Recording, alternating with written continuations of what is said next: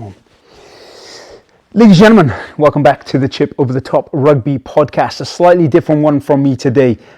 Today I'm not discussing Welsh rugby or rugby in the UK or the Six Nations. Today, and today only, no, I'm just kidding, I'm going to be talking about the MLR, which is the Major League Rugby professional league here in America where I live. And you might be wondering, Ryan, why you've never talked about this before? Well, to be fair, I am more passionate about Welsh rugby and just growing the sport of rugby and talking about Welsh rugby because obviously I know it more, and obviously regionally things are closer back home than they are here in America. But I do wanted to talk about it because it is coming up soon. It actually kicks off on the 2nd of March, which is about 6 weeks away from this video that you are watching. But before we get into that, if you are new here, welcome. And if you've been here before, welcome back. This is the Chip Over the Top Rugby podcast where I discuss all things rugby related based on what I want to talk about. And today I do want to talk about rugby here in America because I live here. I've lived here for the past 5 years and I do dabble and I play rugby over here in America. Fun fact for you. So if you didn't know, Major League Rugby is the professional rugby system league here in America. And I never understand why it's called Major Leagues because it's not really a minor league rugby. There's just like standard amateur rugby. There's no semi-professional rugby here in America. It's just you go from where you're at and then you jump into the MLR. I do think it needs to come up with a different name. You know, I don't understand why in America they call things sort of like the major leagues, like baseball, and then you have MLS, you know, Major League Soccer. But hey-ho, it is what it is. You just have to deal with it, I suppose. But if you didn't know, rugby in America, right? Fun fact for you. So the Rugby World Cup is coming here in 2031 for the men's and then 2033 for the women's. If you didn't know that, so we are about a decade away. So we're gearing up towards that. And that is why I sort of want to discuss this, right? Because for me, my objective on the whole, really, with this podcast is just to discuss rugby. But I also want to grow rugby here in America because if I'm going to be here long term, I do want to be involved in it. And I feel like I'm passionate enough to be involved in that sort of growth as well. And it would be wrong of me never to talk about the MLR on this podcast. But I want to, something different. And I know there's a growing audience for rugby in America, and especially with the Six Nations documentary coming out, rugby is just going to grow and grow even more. So if we can get more people involved in professional rugby here in America, it's just going to make that World Cup extra more exciting and just cool to go and be involved in. And hopefully I can be there for that. So if you didn't know, rugby there is the fastest growing sport in America that at a college level that doesn't go to varsity. What do I mean by that? There's no sort of like, like the league, sort of like the NCAA and stuff like that. It's just the fastest growing sport in America at colleges, which is fantastic. The MLR is entering its 7th season. It started obviously way back with just a few teams, and now we're up to 12. It would be more, but there are some controversies surrounding rugby in America, and obviously, you know, it's not uncommon. You know, it's happened in the UK. Teams are folded, for example, and that's what happened here. New York Ironworkers and the Toronto Arrows unfortunately had to fold due to financial reasons and other sort of things going on. And it would have just been 11 teams because they introduced the Miami Sharks, but it's now back up to 12 because of sort of a scheming between the MLR and World Rugby, which I'll get on into a second.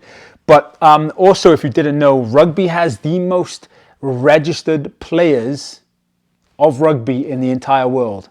The last I looked, there was over 1 million rugby players in America, which I know that's going to blow your mind. If you're watching this and you're a regular and you're just focused on Welsh rugby or European rugby and stuff like that, that's going to blow your mind. But just think about it. There are 350 million people in America. So to have 1 million people of them registered to play rugby, it's not sort of far-fetched as it seems, right? And that's what I'm saying. It is a growing sport, and it's just going to keep growing. And I hope it does because it'll be beneficial for just rugby in general. So let's discuss. There are 12 teams, official teams now. Like I said, it would have been more if those two other teams would still be in it. But we have the New England Free Jacks. I think they're the reigning MLR defending champions. We have a new team in Miami Sharks, which goes along with the Dolphins and stuff like that down there, which is pretty cool. And I do like their new kit. I'll maybe do another video on each team, but they have a nice purplish kit, sort of like Inter Miami. It does look nice, to be fair. And then we have RFC LA, which is the new sort of team that is formulated in LA, which off the back of the Giltinis fold-in, which if you didn't know, was another team in the MLR, but they folded due to they got shut down basically due to financial reasons, which was shocking, but you could sort of tell based on the player base that they have, because in the MLR I do believe there is a salary cap to make things even, but obviously you've got to sort of stretch and play with that a little bit to kind of get the players you want. And then from that, we have the Houston Sabercats, obviously they're a Texas team. Then we have Dallas Jackals, another Texas team. Chicago Hounds are a new team from last year. And fun fact for you, if you didn't know, there is a Welsh rugby coach for the Chicago Hounds who is related to Flex Lewis, the bodybuilder. Then we have Utah Warriors, the Seattle Seawolves. So now we're entering on the West Coast. San Diego Legion, which I'll get to in a second. My local team, the Old Glory DC, obviously ply their trade in Washington DC. Well, in fact, they're at the Maryland Soccerplex this season, which is actually convenient, but it's a little bit closer. And it's kind of a nice sort of setup they've got there. And then NOLA Gold, so New Orleans Gold as well. And then obviously, with the folding of New York and Toronto Arrows, there's only going to be 11 teams. And usually there's two conferences in that. But with 11 teams, two conferences wouldn't work. One conference of 6, one conference of 5. So they got rid of the conferences. And the new team that they've introduced to round it back up to 12, where it's just a standard sort of each team plays each other twice, I believe, is Anthem Rugby. And Anthem Rugby is based in North Carolina, and Anthem Rugby is basically World Rugby saying, we want America to grow the sport of rugby. We want to back a developmental team, and that is what Anthem Rugby is. They are the former USA Hawks, which is kind of like if, for example, there's Six Nations where Wales A had a team, England A, but they were called the England Saxons, Scotland A, Ireland A, France A, Italy A. That is basically USA A. They're primarily sort of like your under 23, under 25 sort of age grade players they're looking to develop professionally, which is gearing up basically for the Rugby World Cup, like I said, in a decade's time or less than a decade's time now. So there you have it. Those are the 12 teams. I have done a bit of work for Old Glory DC. And I'm not open to doing it again to help grow the sport and whatnot. But I just wanted to give an overview. Those are the teams. I'm really excited to watch some professional rugby here, obviously, because if I was home, I'd be going to Cardiff and Ospreys and Scarlets and the Dragons all the time. But obviously, I can't fly home every sort of weekend. So it's nice to have sort of professional rugby here as well in America. Obviously not necessarily going to be the same sort of level or standard as your URC or your English Prem or your top 14, for example, but it's good. And it's just growing the sport, which is what I appreciate the most, to be honest. And it will kick off. Week 1 is on March 2nd, which is 6 weeks away. And I just want to mention this, and I touched upon San Diego Legion, right? San Diego Legion, based in San Diego, have just signed Matt Giteau, right? And they've re-signed, wait for it, Ma Nonu to another year. And he is one of the best players in the league, obviously. He's 41, ladies and gentlemen, and he's still bossing it at inside centre. Just incredible. And so that sort of gives you an understanding. If he's one of the best sort of players, right, at 41, who's a former All Black, one of the best centre partnerships between him and Tanner Umaga, right, ever, is still bossing it. That just sort of shows you where sort of Major League Rugby is at, and that's not a knock on it to say that, you know, there's not like going to be, it's not going to be for the long run, but it is. It's just in its infancy still. It's only in its 7th season. There is a salary cap. Most of the players aren't sort of homegrown. A lot of them do come from overseas. I do know there's a lot of Pacific Islanders involved in the MLR. There's also a bunch from my neck of the woods. I say my neck of the woods. In fact, Miami Sharks did just sign 2 Welsh players. I do believe, I can't remember off the top of my head, Evans, I think played for Scarlets, so the Ospreys is over there now. There's a couple others. There's a lot of Irish, Scottish, South African players come over and get involved as well. So it's a very multicultural sort of league. I do know Old Glory DC, their general manager, is Argentinian. So they bring in a lot of Argentinian sort of, not necessarily like the top players, but up and coming Argentinian players as well, which is great. But introducing that anthem rugby, which is going to hopefully develop more homegrown based players. That's not to say each team doesn't have their homegrown players, because they do.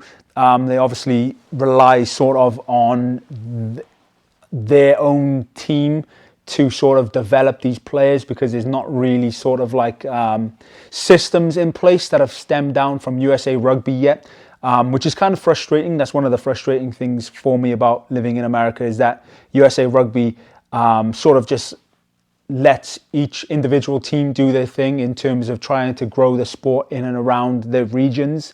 For example, Old Glory DC has Young Glory DC, which tries to sort of develop academy players and stuff like that. And each other team does that as well. So there's no like, for example, in the WRU, Welsh Rugby, they do have sort of community officers who try and grow the sport in communities. You just have to rely on each team to be able to do that. And so hopefully with the Six Nations documentary, like I said, on Netflix, rugby in general, it doesn't necessarily mean the Six Nations is going to grow. I hope it does in terms of just the viewership and everything. But just getting a documentary on rugby itself, I think, on Netflix, because look what it did to Formula One.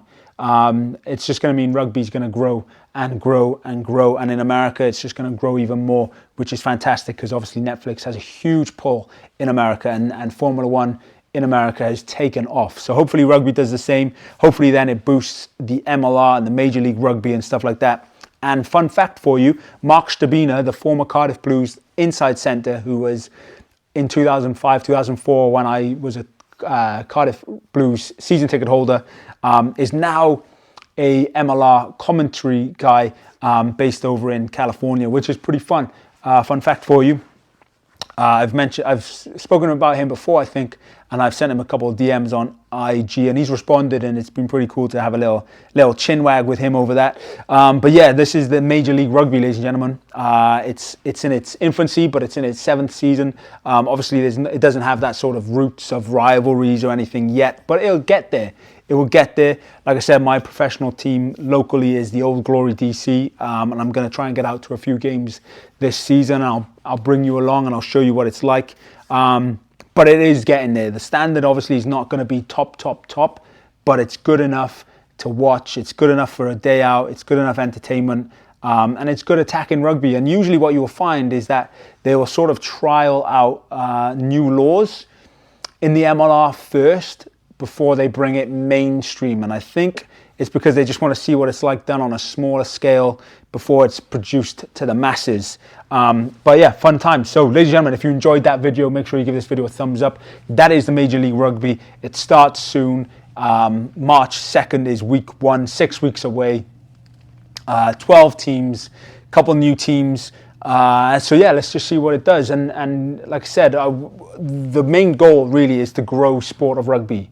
It is to grow the sport of rugby, to grow the reach of rugby, and having a major league sort of league in America for rugby is fantastic. And yeah, if you're American, welcome to the Chip Over the Top podcast.